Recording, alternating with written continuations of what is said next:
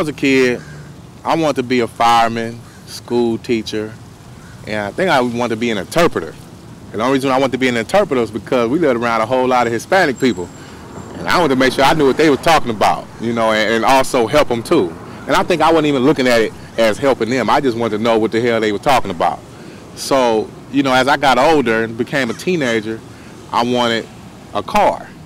And my mother wasn't able to get me a car, so she told me I had to get a job. So I got me a job at a department store, and it was a young age. I think I was about 16. And I was saving up to get this Nissan. Boy, when the Nissan trucks was the business back in the day, I had got mine.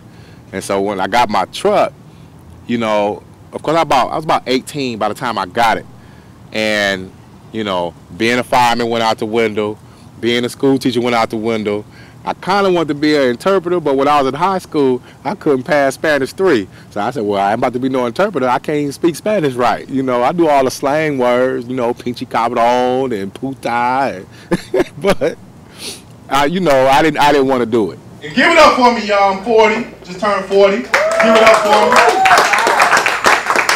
And I don't know how many of y'all like 40 years old, but I didn't know when you turn 40, you just become the nastiest motherfucker on this earth.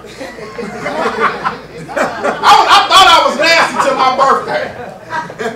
I figured it out. I mean, I'm like, damn, because on my birthday, this girl got a room for me. She said, we're going to get a little motel and we're going to go hard. I'm like, oh, what the fuck you mean go hard? I said, I'm already going hard. She said, nah, baby, we going to do the do. I'm like, okay.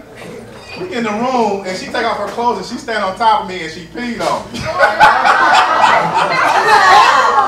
And I didn't get mad. I was like, oh, you nasty. What the fuck you pee on me for like that? It's warm, too.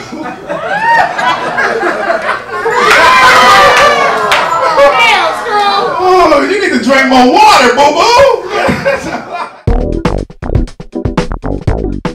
I had a girlfriend at the time, and she used to always ask me if I wanted to be a comedian. I'm like, comedian? Crazy. Comedians is gay. You know?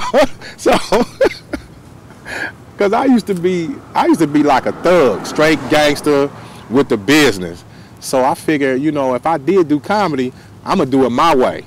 And she introduced me to a brother named Keith Morris, and that became my mentor and didn't even know it. And I remember the first time I got on stage, I had the beanie on, I had a ski mask, I had handcuffs, I used to have the corduroy house shoes, and I thought I was funny because I didn't get booed. And what it was, everybody was scared. So. Oh shit, I love ghetto women. Ladies, if you got your own job, your own car, and can't no man tell you what to do, let me hear you say, woo, woo. Woo! Somebody fucking with y'all positive assholes.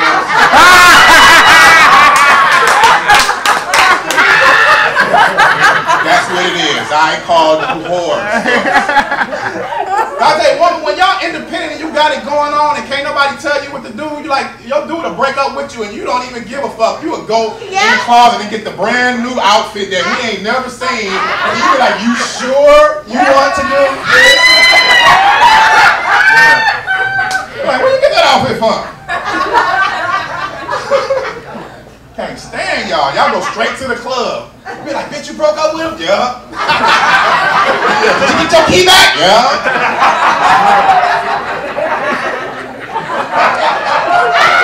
See how they laughing? I appreciate that. You know, I took a hiatus back in the late 90s for like 8 years. I got off the scene. And then I came back because it kept calling my name. You know, it was something that God called me for. Because as long as I was working, because I actually had a career. And while I was, you know, performing my tasks at work, I'm still thinking of jokes in my head. And I'm like, this is eating me up. And eventually I got back on stage. But see, back in the 90s, I had a bad attitude because I thought I was entitled. I was like a person on GR. You know, people on GR think they entitled to something.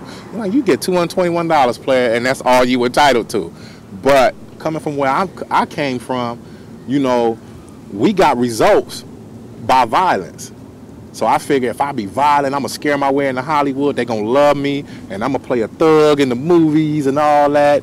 and it backfired because I didn't get nothing but blackballed. So, you know, I took that break, and as I've gotten older, you know, I got to understand the rules of Hollywood, which I knew I wasn't designed for. But, you know, if you can't beat them, join them. It's their world. You have to adapt to that new environment.